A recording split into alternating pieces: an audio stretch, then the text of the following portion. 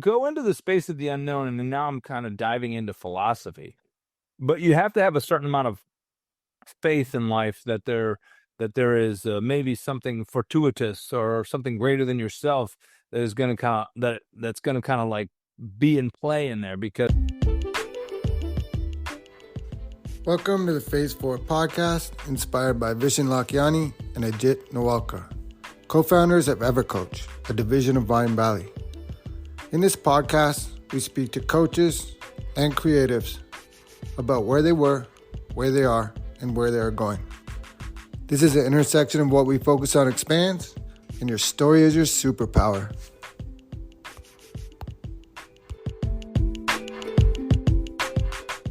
My guest today is Barry Walton.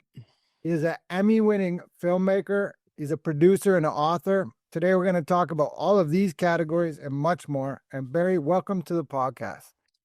hey, thanks a ton for having me on, and hello to all our fellow Canadian Canadian friends. I can't say fellow, I'm American, but I North American, fellow North American friends, etc. But Yeah, yeah, Team North cool. America. We'll share the World Cup of Exactly. soccer next year. All right. So usually I begin, I see with just tell us a little bit more about yourself and kind of where you're at. Well, right now, physically, I'm in Florida, and I've been working in television and film and media and marketing for 20 years. But more importantly, I have been working on kind of a book about a lot of my travels and adventures and experiences that I mentioned to you, called The Unknown Adventurer. And I'm kind of doing this grassroots campaign to kind of tell people about this story, which is kind of a memoir, but also like an adventure and a journey that I wanted to take people on, of the experiences that I've had over the last 20 years, and kind of what I've learned from them. So it's a little bit about philosophy, a little bit about wisdom, a little bit about love, and just kind of put people in the front seat of what I would call like one of the most exciting adventures in life. But primarily in the title, The Unknown, it's about going into the unknown and experiencing kind of and going into those spaces in life where you don't know what the outcome's going to be. And I feel like it's kind of a unique age where people like to know what they're doing before they do it. They like to know the outcome. And I've spent my life like uncertain of outcomes and doing it because of the excitement. Now, not saying that's the way you should make every decision, but that's kind of the premise behind the book and a lot of the decisions I made over the last 20 so years or 25 years that encapsulates. Yeah, that's great. We were talking off air, and it's you have some amazing story in life and see things that are very cool, and other people probably will get a lot of wisdom and knowledge. So you said philosophy, wisdom, and love, but it's also going into the unknown. And so there's two things. The only way you can grow and stretch yourself is by going into the unknown. If you just stay and do the same thing over and over again, you just get stagnant like a flower. And so I guess I would wonder, when you talk about the unknown, is that like going out in the wild and you have stories about going out in the wild and stuff? A little bit. I mean, the premise in the early parts of the book, I kind of tell this story. When I was a kid, we moved to I grew up in Michigan, not far from you guys, not far from Detroit. We used to make the run over into Windsor and up into Toronto, so I kind of know your area. But growing up in Michigan, I grew up in a small country area, and in the country, my mom would just be like, "Go out and play, go out and play." And I tell this story of at one point going with my brother, and another friend into the woods, and kind of having this moment where for me, like there was this. There, I was in the known, meaning I was in this open field where I could see everything around. I could still see our home, and when you make those fields and those woods start, like inside that space is kind of like you don't know what's in there. You don't know what you're going to run into. You don't know, and it's kind of adventure and it's kind of scary, all in the same space. And a lot of my life was about going into those spaces, and sometimes going into those spaces unprepared. and the process of learning and to go into that space, you had to go into the space of the unknown. And now I'm kind of diving into philosophy, but you have to have a certain amount of faith in life that there is maybe something fortuitous or something greater than yourself that is going to that's going to kind of like be in play in there. Because when you go into the unknown, you don't know the outcome. You don't know, like, you don't know how it's going to work out. You don't know if you're going to fall into danger or if you're going to kind of come out a hero and stuff like that. So a lot of the book is a little bit about like that experience and kind of understanding the hero's journey, which is Joseph Campbell wrote about the hero's journey, which is the architecture of storytelling through in fictional stories, but also can be used in all forms of kind of storytelling. And kind of my experience of kind of understanding that journey and through all those experiences I had taken in life that include moving to Hollywood, going into the Himalayas, chasing my wife over to Italy, and the list goes on. So there's a lot of exciting kind of moments there where I kind of went into spaces where I had no idea what I was getting into, and from that learned a ton. So that's kind of the undertone of the book. That's awesome. So the hero's journey, you go into the unknown, you go on a sojourn or an adventure, you could gain knowledge along the way, you meet mentors. I love the metaphor of the open field, right? Then you go into the woods, things happen that you don't expect, that you can't really account for. And then when you come back, you have all this new knowledge and wisdom. So we go from philosophy to wisdom, and then you write this book about it. Yeah, no, I mean, and like, I think like, you know, I it's easy to fall. I feel like, well, part of the driving force behind the book, it's funny, is like a lot of my friends in my 20s went off to build careers, and they kind of got into a routine, and then next thing you know they're married, and then next thing you know they have kids, and then they have a house, and then they have a mortgage, and before you know it, in a blink of an eye, they're like 40 years old, and they've really just been going from home to work to the kids events to home to work to the kids events, and kind of in this small circle that's very routine, that's very kind of carved out, that is within their culture.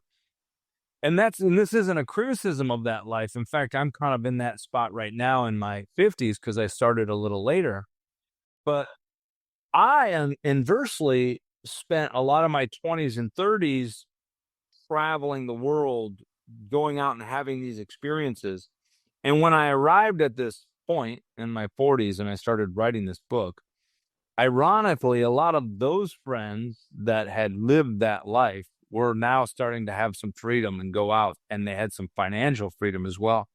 And I, on the other hand, come back to roost and was taking care of the kid and being more consistent and didn't have a lot of that. So part of me wanted to tell that story about those experiences, that as as an exchange for all those years of that I had invested in that. For me, it was they had invested in families and homes, and I had invested in these travels. And I'm like, what can I give back to people from this experience? Well, how can I like contribute from this, and kind of make it feel like it wasn't just me being whimsical and chasing dreams around the planet. And that's kind of what this part of what was driving this. And I think that's also what's fascinating, because I think it's a trade off between those people that had worked those, that they can kind of pick up this book, they can kind of live a little bit vicariously and be inspired to kind of go out and carve their own path. And for those that are young, it's an opportunity for them to kind of see a look at the world that's different and maybe inspire them to do something different than the tradition and the norm of what life offers. So those are kind of the inspirational pieces that's kind of what inspired this, and what I hoped would come of this was something that I could give back to people to give them a perspective that maybe they don't have, and inspire them to live out some of their dreams. Yeah, that's awesome. And that's a good message for young people, right? Like, go do the thing now while you have that passion. When you're older, you might not be able to do it. I think we see a lot of this where, oh, Get a good job, like you're talking to those other friends. Get a good job, family, house, 2.5 cars, garage. Retire when you're 65, then do something. And like by the time you're 65, the dream you had when you were 20 or 30, you're not the same body. You might not even have the same ambition or desire. And Robin Sharma, I'm not sure if you're familiar with him, but he has a quote. He says, most people die when they're 30 and get buried when they're 80. And I was like, whoa, like you're Oh doing man, the that's pretty. opposite. Oh, dude, that's pretty heavy right there. Yeah, no, it's kind of true. It's easy to get set in your ways at a very young age and build routines at a very young age and check and you kind of don't want to take the risk anymore. You know, you kind of get away from the risks and you let kind of you want to stay within that safety zone. And this is to the point of the known and the unknown. Like the known is what you everything you know and everything that's safe. And it requires very little risk and you may not have a lot of you may not get a lot of reward from it, but you know the outcome. And the unknown is the inverse of that. You know, and it makes me think of in philosophy, you know, the Buddhists have a belief between the yin and the yang, which everyone's known. And a Buddhist monk will tell you like the art of life is living between the thin line between the known and the unknown, right? Traversing that like a trapeze. What are the anyway? Someone who walks the line. They call them a trapezist. Is that what they call them? I don't know if I got the right term there. But you know, when you're walking that line, that's the art of life. Always staying between what is known and what is unknown. And I think that for me was part of this book is encouraging people to do that.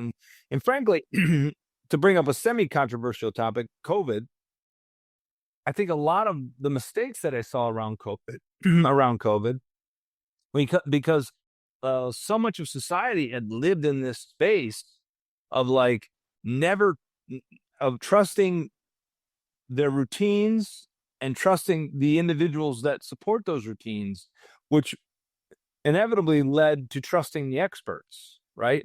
And nobody wanted to take a risk, and there was like this mass. I COVID was a dumbfound. I could not believe. I drove around the country. I mentioned to you when we were chatting offline about this documentary I made called Empty America. I drove around the United States from Michigan to California and to New York and Washington, D.C. by car, some almost 8,000 miles, capturing the United States in its kind of like you know, it's lockdown state. It was like the craziest thing. Cities like Chicago and New York and Las Vegas were all ghost towns. It's and I did it in like February. Excuse me, I did it in like March, April, May of 2020. My point is like for me, I kept looking at this going like, I can't believe collectively 300 or 400 million people by and large have all agreed to follow the experts. It blew me away.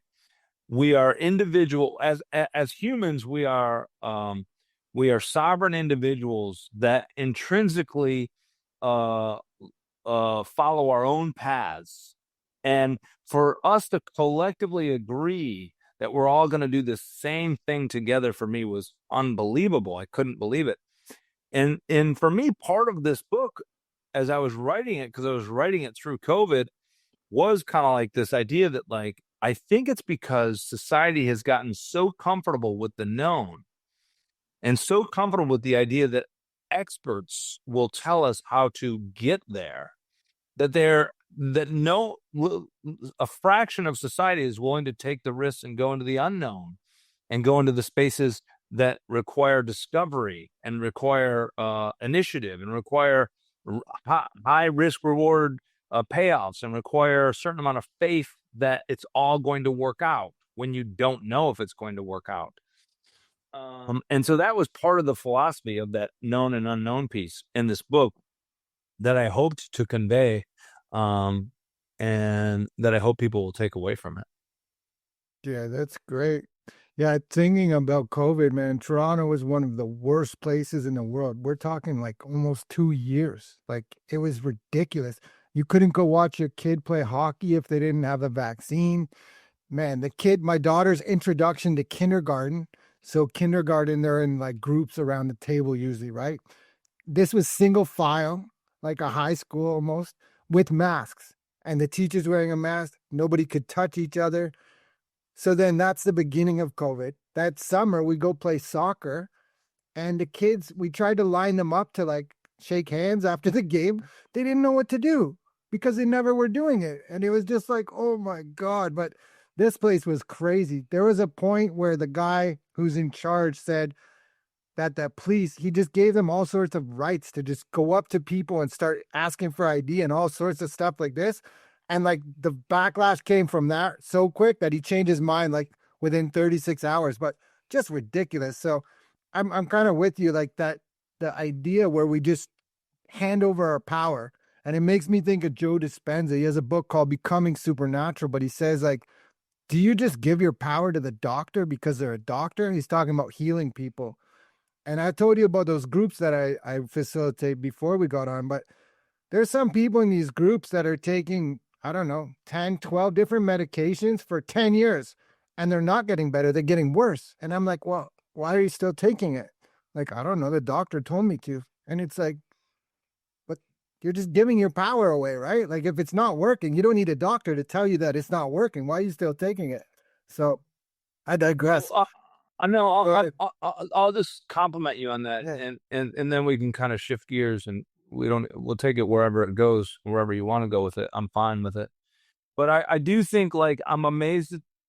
I'm amazed at people's willingness to give up their sovereign individuality, um, and their right to kind of choose for themselves what is right for themselves. I think there's a certain amount of comfort that goes with that. It allows them, it allows them to, and hold on to victimhood. If in fact things don't go well, they have someone else to blame than themselves, which sometimes I think is easier for some people than others. But I'm always amazed by that. I think, wiser men than me have often said, take responsibility for everything, blame nobody for anything, because in the end it's your life that you're engaging in, and it's your life that you're taking a hold of and taking responsibility for, and you're the one that's going to suffer, and you're the one who's going to win or lose in the end. And I think if more people kind of understood that, I think we would have a much higher level of happiness, and I think we would see a lot of things come of society that, with regards to forms of services or small businesses, or those kind of stores that you find every now and then that are just like, why aren't there more of these beautiful, like, organic, like, food stores or whatever. But it's because somebody at some point said, I'm going to take a risk. I'm going to live out my dreams in my life, and I'm going to see if it attracts people. Um, but yeah, I think to your point, COVID was a fascinating time. It was a case study for humanity. We moved from Michigan to Florida. I did not want my son to take a year of school learning on the computer. That was our personal choice. We've had ups and downs because of those choices, but I wanted him to get into a state where the schools were open, but we still had some experiences that were disparaging, in an effort to, I guess, protect, I don't think most people don't want to talk about COVID anymore. I feel I'm a person that wants closure on things. So I struggle with that. I struggle with not wanting to bring closure to that. Um, because I think from closure you can move forward with new horizons and new ideas, and not repeat your mistakes. But yeah, I'm kind of with you. It was a crazy time, and I do hope that more people over the coming years seek, to understand what happened and how we can not repeat that. You know what I mean? In that fashion. I Oh, yeah. and yeah, and I feel like we could go into nuance on that, but I'll stop there and let people interpret what they will, Yeah. if that My makes sense. Oh, it makes perfect sense. My daughter is like 6 years old. But at the time, no, man, not even 4. And she's going, Daddy, how many Zoom meetings do I have today? And then by like the second week, she's closing the laptop, and I'm like, I'm not gonna argue. Like, this isn't Yeah. normal, right? So How I much time feel do you want your kid on a on a computer? Yeah, no, exactly. right. And so this is empty America, and the reason it's empty is because the identity of America, but also like where you're going physically, you're seeing ghost town everywhere. Yeah, so it's on YouTube now. Um, Empty America, and it was labeled as COVID content and on YouTube. It may still have a flag on it, but it was definitely low flagged as COVID content in 2020 when I first posted it, and it never really got out of the box. And I say that confidently because you'll find 2 documentaries on YouTube that are named Empty America. Um, and I've reached out to this individual, and his did okay. I'm a critic of films. I've made 7, so you know, call me arrogant, but I looked at his and I thought it was subpar to what I created. I felt like mine was solid art with great visuals, but you can be the judge. But the bigger point being is his never got tagged as COVID content, and it got like 2,000 views, and mine got tagged and it never really made it out. So if you Google it, make sure you type in COVID-19 and the war for right. And right not meaning right or left, meaning who's right. Because if anyone remembers COVID, the battle in media was who's right, like who's got the right answer, and was the institution had aligned and coordinated across all channels, government, media, and digital. And they were aligned that the experts were right and that we should listen to the experts. And there were some leaks that were coming through, people would pick up in COVID that were kind of alternative to the institution. And so it was a big battle between the institutional knowledge and the experts and the individual wanting to make an informed decision for themselves. And that was a crazy time. But yeah, that's the documentary is related to the emptiness of America. And I got 18 best documentary shorts in festivals throughout the globe. And so it did well actually through outside of the US. In the US itself, it did okay, but it still won a couple awards in the US. And right now, actually, I'm writing my second book on that journey and on that experience. And it's really just a picture of American history as I drive around the country. For example, I just finished writing kind of the section going through Mount Rushmore because we went up through Minnesota, we went across the into South Dakota, saw Mount Rushmore. And in that, I use that to pivot from talking about the fact that Mount Rushmore's got a COVID warning, but the state of South Dakota stayed open because the governor kept it open. That's the conversation about COVID. But then when I talk about Rushmore, I pivot to like, who are these men and what do they mean to America and what are their roles, in American history. And so it's a picture of the American identity, and it asks Americans, and frankly, should ask all countrymen, because I feel like Canadians, Americans. I grew up. We didn't even have to stop at the border that I remember. We used to go across. I used to have my Michigan driver's license. I used to go into Canada. Like the relationship with Canada and America when I grew up it was impermeable. You didn't even know. I Yeah. came back to. Sorry to shift gears, but I want to encourage Canadians to think outside of the box as well, because I didn't even when I was a kid growing up, I didn't even really know that we were what it meant to be in different countries.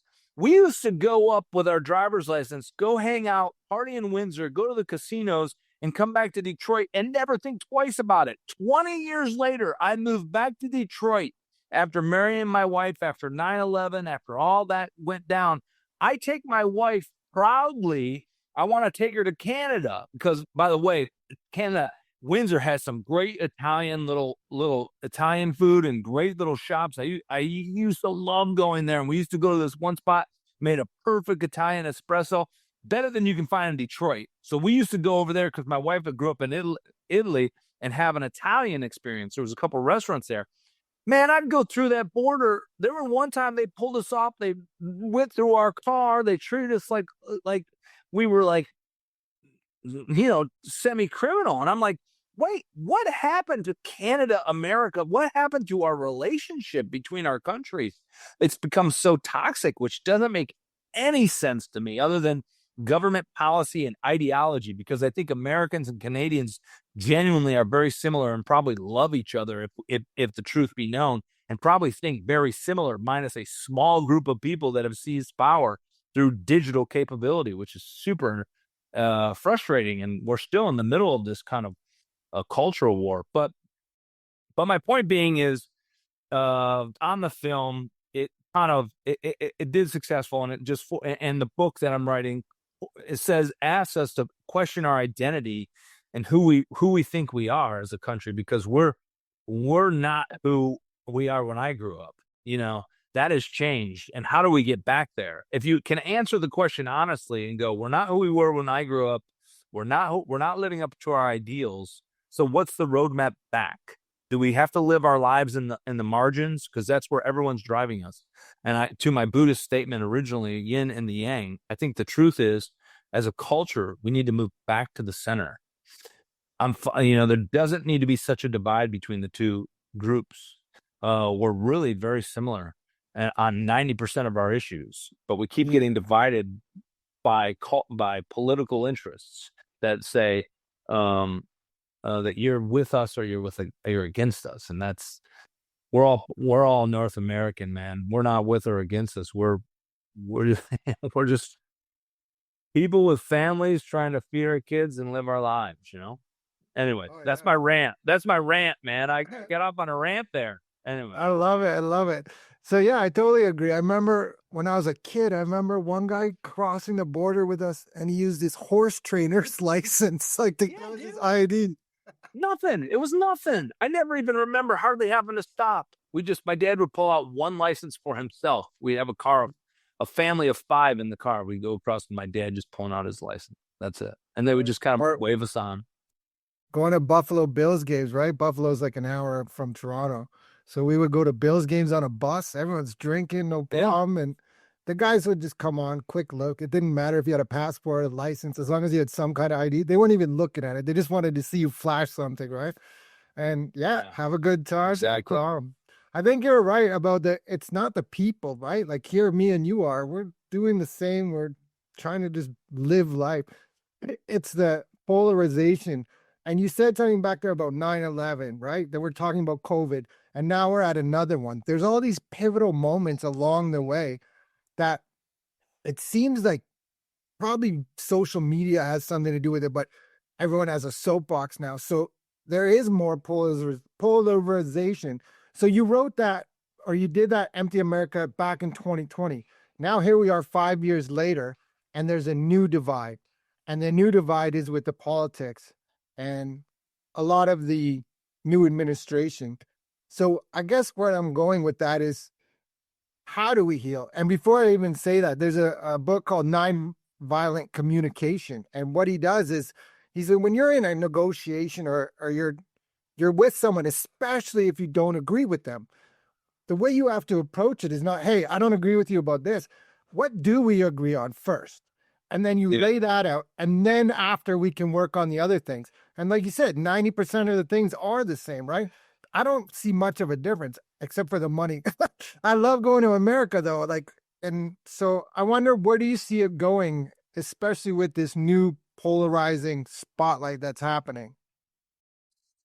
Yeah, I mean, I don't think enough credit goes, I'm with you on political positions. I think political positions are driven by results. I think the results that they're getting are because of the binary nature of social media and technology. And I don't think enough credit is going to kind of the addiction at some level that I think we are all facing with technology and the release of endorphins that you get from likes and those things. I think culturally, and I think that this is a little bit of what I saw, and a little bit of the conclusion that I've come to when I talk about like the collectivism that occurred during COVID, where everyone collectively agreed to kind of like get in line and follow kind of this code of ethics and give up their personal rights for safety. I think what I was really seeing was a certain level of programming within the human mind that is outside of the nuance that we had known beforehand. And so, unless we culture, I don't think it resolves itself on a political level until we address culturally that the equivalent of needing seatbelts in cars. We need that kind of a we need that kind of monitoring going on digitally across all platforms and across and in our political realms as well. Until we come, and I don't know if we'll ever see that, but I think you know what I mean, seatbelts in cars, because it's funny. I was in a horrible accident in my teens, and the biggest problem in that accident was they'd cut the seatbelts out of the cars. Now, if you follow the progression of safety in automobiles, you'll know that in the 70s and 80s, they started to enforce seatbelts. And then 90s, they started to do airbags. But as a rebellion to that, I want to I'm free. I'm an individual. I'll make my own choice. I don't need a seatbelt. People would start to cut them out. It's kind of crazy to think about it today. And there's that's the nature, that's the yin yang nature of society. That we're wrestling between our freedoms and what's good for us. Sometimes we don't even know what's good for us. And I think what we're seeing in this divide collectively is driven by devices and algorithms and companies that uh, that they make money off of that. So that's the first piece. The second piece is, I think, of what you're doing and what you're saying is self-awareness. There's this new term that's popped up in the last decade. People talk about triggers. And I think those triggers are directly related to the endorphins that we get from the things that we like to see people agree with. And we've got to downgrade those triggers. We got to be able to hear somebody say something that we don't like and recognize that it's not the end of the world. Like you might say, like, I'll say it blatantly. If I say out loud, I like Trump, I like what he's doing, instantly you have members in your audience that are going to be turned off. And for those of you who are turned off,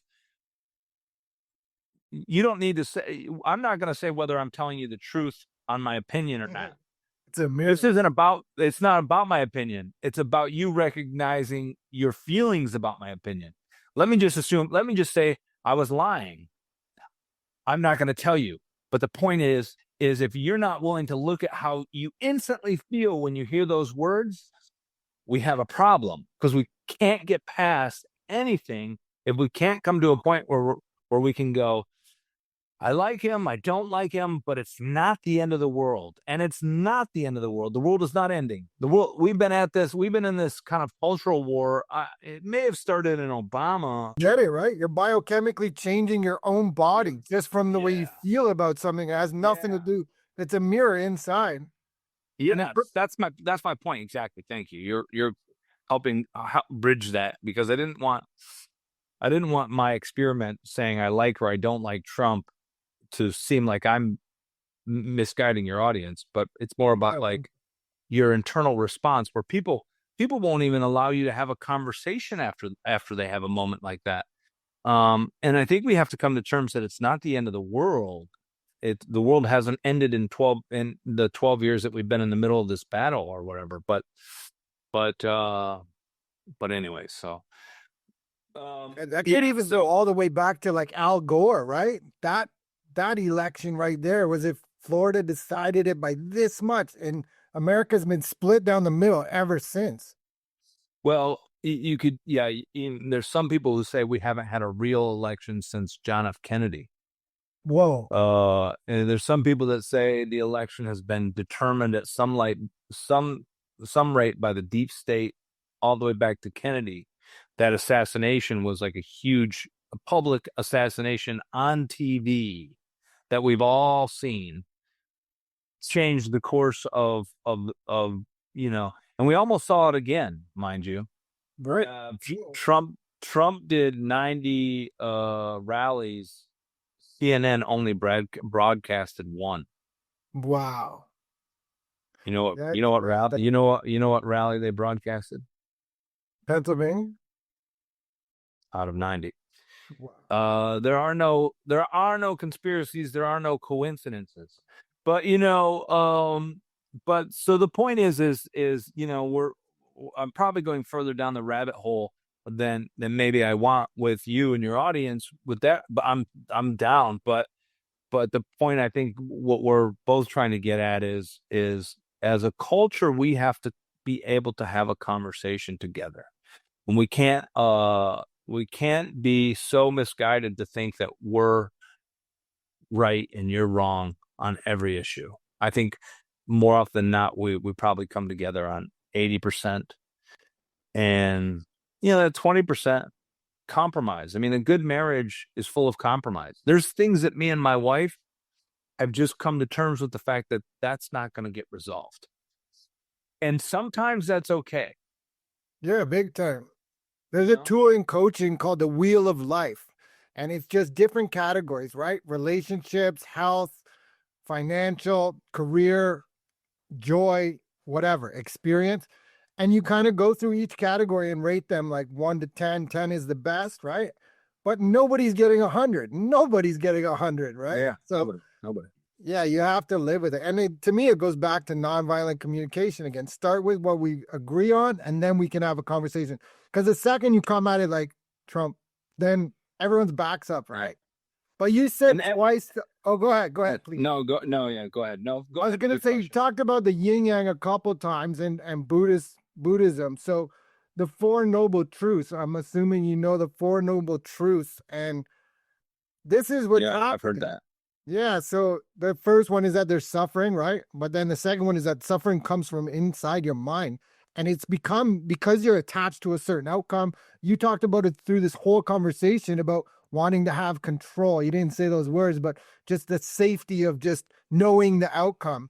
And so the second one is that it's all started in the mind. And just this last exchange about that and the politics, it's the same thing. It's a mind thing. Even if you go back to empty America in the COVID days, I saw friends, lifelong friends, 40 years now hating each other about COVID. Take the vaccine, don't take the vaccine, whatever, right? And it's like, this is all a mind game. And then at the end of the day, we're not the deep state. We're not even up there. We're trying to just survive. And it's almost like both evils are necessary in order to progress. I don't know how you feel about that. No, I do. I'm with you, man. That COVID battle was dark, man. And then politicians, basically saying, "Don't have that uncle over for Thanksgiving." That's like politicians directly saying, like, your family is not as important as our ideas. Some guy that I've never met is more important than the idea that me connecting with my family and my neighborhood. We're the one thing that made COVID so, the Spanish flu, there was an attempt to do a very similar thing, but culture was, I think, in a much different place and a much stronger place. Um, but COVID, the one thing that COVID highlighted was culturally, we are not nearly as connected and we're the most disconnected that we've ever been, in that we don't know our neighbors that well. I live in a community where there's more time spent inside, harder to find the kids out playing. More often than not, they're in the house playing video games. They're not connecting. They don't know each other personally. You don't have a personal relationship. And those personal relationships are very important, so, and I think when you don't have it, it's a lot easier to hear the advice of some person online that you've never met than it is to listen to your neighbor who's like, I kind of disagree with that. Your neighbor who you like and know personally and have known for several years, and was there for you when your car broke down, or when your kid came home early from school and you needed him someplace to stay. Those relationships have deteriorated, and we've become so isolated at some level, which I think is tragic. COVID drove me to go back to church. And if only from the perspective that I wanted to develop a community, I wanted to develop more of a relationship. I started getting involved in more clubs. I started getting involved in more community-based events where I could connect with people out, outside of online or text message, meeting people face to face. And for me, I think that's a huge thing that society, I think, has to be doing. And you have to be looking for opportunities to do that. And it's very rewarding when you have that. We went to an event recently, and it was a big local community event here in Florida, a big softball game where all the teachers play. And I saw like 5 or 6 people I knew, and it was such a rewarding thing to be like, Barry, what's up? Barry, what's up down here? We're at the stadium around here. So cool. And those types of things will change your responses to COVID. It will change your responses to these draconian kind of black and white policies that are like, this guy bad, this guy good. And it'll change your response to like people's own opinion about how to take care of their own bodies with regards to vaccinations, which now 5 years later, I think, there's a lot of maybe regret at some level because we're seeing data that says, maybe it wasn't. Maybe you should have given more autonomy. Maybe you shouldn't have made it mandated. Maybe you should have given people more freedom to choose for themselves, because there are people that are suffering definitely from, you know, I don't know how controversial it is. It might still be a very hot topic in Canada. I think it is here as well. Maybe not as much with RFK in office, but from vaccine injury, and so yeah, man. But I think that starts from knowing people. Really, I do. But you got to know. You got to build relationships. You got to be a member in your community. You got to participate outside of work and home. You know. Yeah. Yeah, draconian is exactly the right word for the whole thing, man.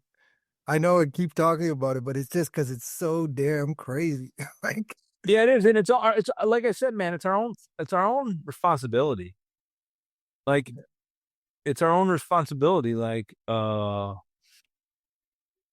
people have to take it on themselves and have an interest in building relationships.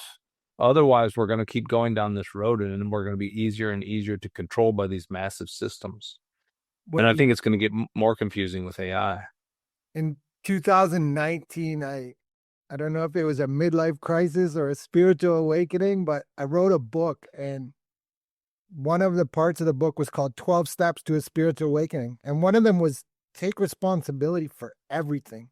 Even if Yeah. it's not your fault, just say it's my fault. And just that little bit of power that you take back from doing that, like you were saying about victimhood, that changes everything. And it's all the same things, right? It's just your perspective on it. I don't know. Yeah, and looking at what you do and don't, to your point about like taking responsibility, it's like, it's not so much of like, if something bad happens to you and it was clearly not like someone hit you, sideswipes you in an intersection, are you going to go, oh, it's my fault that I got hit? No, but what do you have control over? By taking responsibility of the situation, you're saying, I have control over my attitude. I have control over the way I respond. I have control over how I go forward from this moment. And I'm going to take responsibility for kind of like, all those parts and move forward. You know what I mean? But by always looking at someone to blame, you go through life with a victim. You go through life through the lens of like almost lack Yeah, of control of your own outcome. like, And that is, man, I tell you, I've been there though. And me part of too, this man. because part of My this whole life was like that before 2019. So it sounds like me and you have had a similar experience, because part of this book was about the fact that I kind of came into this world with this mentality of being a victim, because I had a traumatic event happen in elementary where I failed the third grade, and it felt like it was out of my control, and I felt like I had lost franchise over my own life and my own life decisions, and I began to blame everything. And every time I'd get to a hard point, instead of pushing through the hard point, I would start to point the finger. So I can't do it because of this, this, and this. I don't have enough money. I don't have enough help. I'm not smart enough. I'm not strong enough. I'm not. You start with the I'm not. Right. And then you end up being at that very first stage of the hero's journey, never going through it. It's Never in the going through world. it. I That's it. gotta share this post that I shared with a friend today, because just what you're saying is crazy. But it says it's just a meme, but it says one of the happiest moments in life is when you find the courage to let go of what you can't change. And it's similar to what we're talking about. I love that. No, exactly. That is another piece of that whole process. Like you know, in my example, you can't change what can't you change in that car accident? You can't change what happened, but you can control manage what you can control. Buy yourself. I've just listened to a whole podcast on anxiety. Manage what you can control, buy yourself time, and build yourself up so you can overcome the challenges that are ahead of you, you know? Yeah. So true, man. So true. Cool. So you said you made 7 different movies. What are some of those? Or you want to talk about some of those ones? Yeah. Well, I've made far more uh documentaries primarily. Those ones I had it, the seven that we're talking about, I've headed them up from begin start to finish. You know, and they start out with profiling Hurt, which is a story of a ultra runner running the Hurt 100 in Hawaii, and that film led to me going to the Himalayas in India and filming The High. And The High is a documentary about an Indian man who pioneered the highest, longest foot race in the world over Kardungla and Tanglangla, and I'm giving those the in English pronunciation. The Indian pronunciation is slightly different. The Kardungla is at 18,300 feet. Dunglangla is at 17,500 feet. Two people almost died in that story, and that was a fascinating story that I finished shooting in 2011, and then I went back and I had filmed years earlier, but didn't have the courage to put it out. A documentary called Reaching Reality, which is a sailing documentary where me and three friends sailed from San Francisco down to Cabo San Lucas for almost 3 months on a 24-foot Islander Bahama, which is a very small boat, and that's called Reaching Reality. Most recently, I made a documentary on an individual biking across the country called Crossing Lines, an American ride. And he rides his bike in 2022 from California to the Chesapeake Bay, San Francisco Bay to Chesapeake Bay. And I captured that and interviewed Americans and got a taste of America and then got a taste of opinions. And this was in 2022. And I think if the Democrats had watched that documentary and listened to the opinions of these people, they would have done a better job in their campaign. But because you could feel the pulse of America then, they were ready to move on from this ideology and this madness and this racial divide that was being created. And you can taste a little of that in that entire documentary, which I think is a beautiful snapshot of our country. Then around And then most George recently, Floyd, same time as that. George Floyd was over. I mean, it had come out. That was all kind of that whole defund the police and everything was kind of like Right. was sizzling still, but it was kind of behind that. How about the first one? Was it in Hawaii? Did he say? Is that Kona? Was that the race? No, it's called the Hurt. It's Oh, called the Hurt 100. right. And Hurt stands for Hawaiian Ultra Running Team, and it's a 100-mile race through the jungles in Honolulu. And a friend of mine, Mark Gilligan, who was the founder of Ultra Sign Up. Ultra Sign Up is a major sign up for ultra runners. Yeah, I followed him in his second running of that race. Are you a And runner? Are you? I Because there's I two stories there that sounds like you're into that area. yeah. No, I historically have been not as much lately because my knees just won't have it. They swell up if I get over like 5 miles. I ran 2 marathons. Good for But you. yeah, at that time I definitely was into running for sure. There's a Are- guy, Canadian guy last year. He ran from the East Coast to the West Coast. He took a bottle of water from the Atlantic Ocean and dumped it in the Pacific Ocean. Dude, that's actually really cool. So cool, man. There's a famous documentary about a Canadian doing a Terry run. Fox. Is that it? So Terry Fox, he had cancer. He was like young, 22 or Yeah. something. And he tried to do a marathon every day and do that just to raise awareness way back. He didn't make it. So this guy's dream, it was actually this guy's dad's dream was to do that. So the dad kind of drove the van and cooked the food. And this guy would do 75 kilometers a day, 3 25-kilometer stretches, which is like 14 or 15 miles, 3 times a day. Is that a documentary? Is that out? No, this guy he put it on Instagram. His name's Ryan Keeping, and man, it was crazy. I saw him at like day 89. It was 100 days or something. At day 89 or 90, the camera's like, how do you feel? He's like limping down the street, and it goes, my body is like a 1 out of 10. But my mindset, 10 out of 10, baby. Yeah, man, mindset is everything too. I have a wife who is an eternal optimist. And thank God for her. She's taught me the trade because it is a learnable skill. Being an optimist is learnable. You're not born. You can learn to be optimist. You can learn to have an optimistic view on the world. And what you're saying, like his mindset is 10 and his body is 1. Like that's what that's what the mindset of an optimist, and frankly, I think it's the mindset of a winner. When you continually go, like we're going through some hardship right now, and I've learned that stop voicing how hard it is. Start voicing how you're learning something from this and something better is coming. And that's become my mantra. Like, I'm learning something. There's something to be learned from this hardship, and something better is coming. And, anyways, I'm inspired by that when I hear that. That's the You're yin such a yang, lucky right? guy. Even though Yeah. there's a hardship, there's still a little bit of positive somewhere in there that you have to just dig out and harvest it. Well, and that goes to what we were talking about, like controlling your narrative, and not being a victim, and recognizing like your what you have control over, and then taking what you have control over and taking that small, even that little mustard seed, no matter how small it is, and just go, I got control over this, and I'm going to be positive about it. Something good's going to come from this. Something good always will. That's the irony. Yeah. Um, It's you know, crazy because the same event can happen, right? And it's just your mindset or how do you react to it? And definitely how you talk to yourself is a big, big part of it, right? Like, oh, I'm never going to do this, or I can't do this yet. You know what I mean? There's a big difference yeah, in those two, and it's same thing.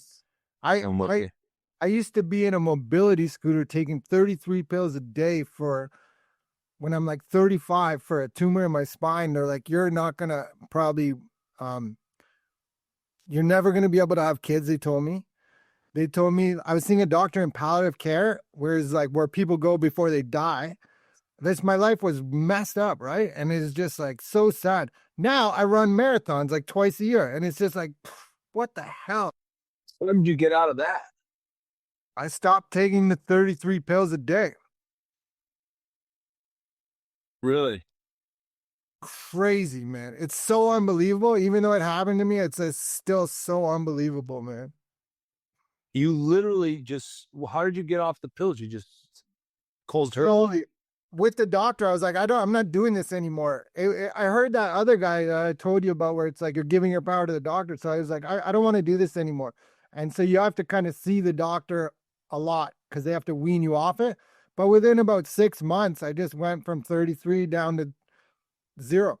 And so now it's like, man. And so then again with the mindset, right? I don't know if you know about neuroplasticity, but I'm wiring myself with these pills. Like 4 times a day, I'm taking 8 or 9 pills. And all I'm doing is telling myself like I'm screwed, I'm in trouble, I'm sick. And if you switch those out for vitamins and supplements, now you're telling your brain, I'm healthy, I'm healthy, I'm healthy. And you're just stamping it. And yeah, it's crazy, man. That's amazing, dude.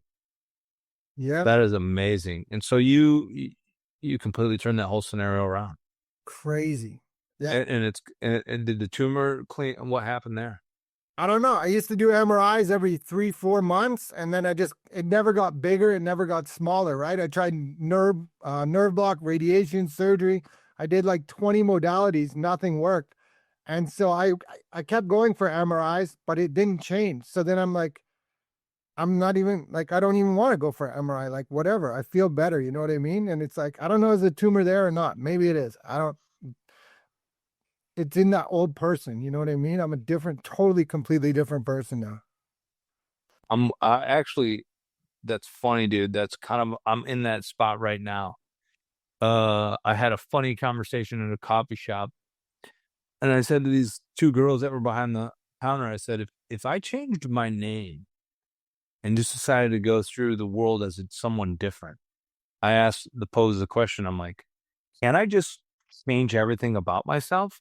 Or are there things that like you're stuck with? And it was kind of this talk that we went back and forth on. But I do think that I'm not changing my name, but I am changing my characteristics. I'm getting older now, and I see this path that a lot of people are taking as they get older, where they lean into their body as it breaks down, and they get grumpier, grumpy old men type thing, and they are less social, and they go out less, and they do blah blah blah, and the list goes on. You know, the classic signs that you can see. And I'm like, none of that stuff is attractive. You know, the thing that I loved being young, and I was good at being young. I was really good at being young. And I'm like, and the reason I was good at being young is because I didn't want to get old. And then I started letting age creep in.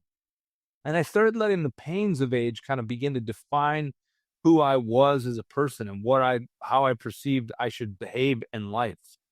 And I kind of reached this point where I'm like, I'm over that.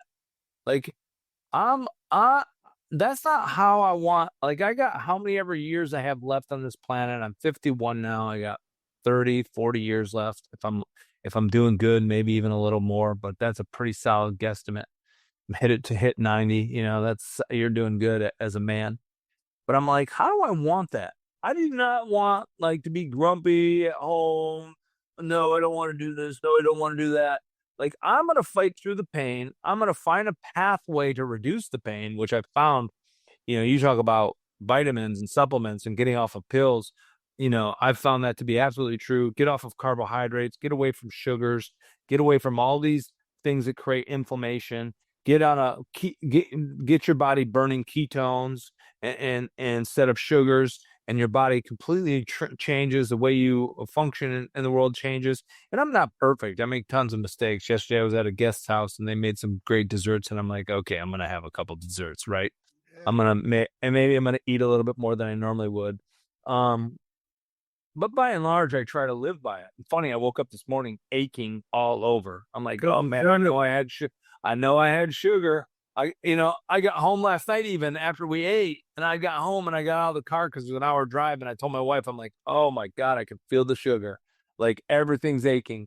And again this morning, but the point is like, uh, you know, more about your path and your mentality and how you want to live and having control of it. I'm with you, dude. That's an amazing story though that you got out of that, because so few people do. I see what you see too. You mentioned your friends that are doing it, and you're like, dude, just stop, just walk, get away from that. But Right. do your research, do your leg work. Yeah, continue. Yeah, like there's this thing when I was young, right? Over 40. Life's you're done when you're 40 kind of thing, right? Yeah, And no. so like when I started running, I was probably 42, and people are like, you can't run a marathon, you're too old, right? And so like for my 45th birthday last year, my I ran a Niagara Falls marathon, and it wasn't just about running a marathon, it was about who am I at this age? What am I telling my future self? Like what direction am I going in? You know what I mean? And so yeah, I ran a marathon for my 45th birthday. Dude, I said for a long time I want to run the New York Marathon. I need to figure out, and that's a long term, that's a goal of mine still. I need to figure out my knees. I did the Detroit Marathon when I was 45, and I had to get like a shot in my knee of I Cortisol? forget, cortisone shot, which was crazy stuff because I took that shot, dude, and for like 2 weeks after that shot, I felt like I was 16 again. Yeah. I'm like, I got to be careful. I feel like I got cartilage in my knee again that I don't have. I'm not feeling any of the pain. I'm like, the swelling isn't kicking up.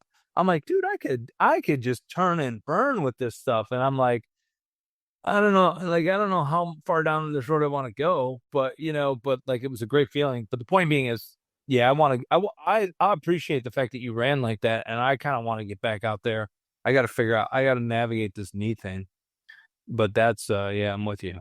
Yeah, man. Someone asked me, what do I want to do? Like, what is my goals to like, not for career or anything, like fun? What do you want to experience in life? And I said, I want to run 2 marathons a year till I'm 65. And they just laughed their head off. And they're like, that's not possible. I'm like, maybe it's not, but if I tell myself that, I'm gonna have a better chance than if I just like, well, you can't do it because you're too old, right? And who Totally knows what possible. happens. Why wouldn't it be possible? Right, that's the idea. It's not possible for them, maybe.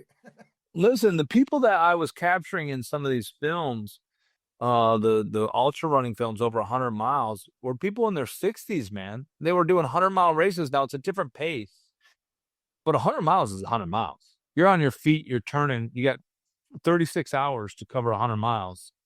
You're going through the night and the day. Um, so I don't think that that's actually true. Two a year to 65 seems completely possible. Wow. All right. I ask everyone this question. This is the Phase 4 podcast, and Phase 4 in the 6 phase meditation by Vishen Lakhiani. It's all about creating your future 3 years out. So, where is Barry Walton 3 years from today? Wow, that's a great question. Well, I would assume that my book that I'm working on, it's going to be Empty America, and it's going to talk about what I talked about in the show is going to be published. And I actually think that's going to be a very successful piece. You know, I've long wanted to get on Joe Rogan's podcast. I've long wanted to kind of push up into that upper kind of level of kind of, achievement is maybe the right word, achieving something that's notable and recognized, a New York Times bestseller. I think in 3 years that'll be published, and hopefully I'm on that trajectory, and hopefully some of those things are being achieved. And then continuing to kind of push myself in my profession, which we didn't go into a ton, but I'd love to. There's more documentaries coming, and more work in that space coming. And then, for me, my son and my wife and my family are really a major part of my life. And so just kind of like further solidifying that relationship and further growing my impact in the community and my relationship with this community, and seeing my son grow up and be a successful young man.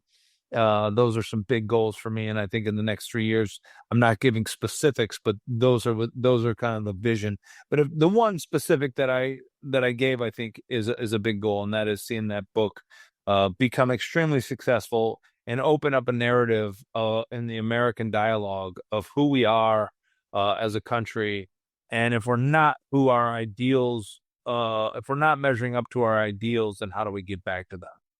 Well, I love that answer. And you're in like the right part of America to do that because there is so many networking opportunities in Florida for exactly what you're doing that just you don't find them in other parts of America as much. So I definitely love that answer. There's a tool I use with people. It's not my tool, it's from Mind Valley. It's called the 3 most important questions. And this is a roadmap for your life. And the 3 most important questions are, what do you want to experience? And you've already have like so many awesome experiences, but what do you want to experience? How do you want to grow, or how do you have to grow in order to have those experiences? So if you want to fly around the world, maybe you need to be a pilot or a hostess or something. And then the final one is, how do you want to give back? So what do you want to experience? How do you want to grow? And how do you want to contribute? And if you can map out all of these in as much detail as you can, you got a roadmap for a beautiful life. And it sounds like you already have an amazing life, and it's only going to get better. Mom, I guess my final question is usually, how can people reach you? Actually, you know what? Before I ask that final question, which I just asked, I always let the guests take it wherever they want. So if you have something to sell, sell it. If you have a message of hope or inspiration, or if you want to marry them together, just take it away. Yeah, no, I mean, my message of hope is live your dreams. It's always been live your dreams. And find that path. And there's so much more to that I think you can unpack during our conversation here, and unpack in the book itself, and how to execute those. And while the book is not a self-help book with stages, which I love the fact that you have some of these key questions which help you structure how to execute on those dreams. For me, I've always been like, this life is short. It goes by quick. it's easy to become complacent and regretful. Let go of your mistakes in the past and move forward to what you can do in the future, and always be working towards the things that you dream about, the things that you want. And that's for me, that book, it seems completely unrealistic, me sitting here today and saying I want to be on the New York Times bestseller. I want to speak on Joe Rogan. I am, I am in. I'm a middle of the packer. If this is you're a runner, I am solid in the middle of the pack, and I've always been in the middle of the pack. I am an average performer. I've always been average, and I can display that across the board. I've had a few great runs and a few moments that have spiked, but by and large, my average is in the middle of the pack. There's nothing that says that those things can happen, but they're in my mindscape, and I'm putting it out there, and I believe it's possible, even from where I'm at. Just a middle class American that grew up in a middle class family with a dad who was worked in a steel foundry, and mom was a school bus driver. I believe I can achieve the highest heights in America. And so that's me living out my dreams. And I say that, and I challenge other people to do the same for yourself. Don't hold yourself back. Don't be the one that holds yourself back. And to find me, endless media me, and endless, like endless summer media me, you'll find the resources to my book and links to where you can purchase it on Amazon.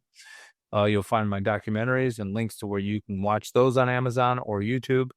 You'll find my biography, and you'll find information there where you can email and reach out to me direct. And if you've watched this show and you've enjoyed this conversation, I always love hearing from people, and I always write back to everyone that writes me. So give me a shout out. So that's my last piece there. I have one thing for you, but that's kind of my last thing.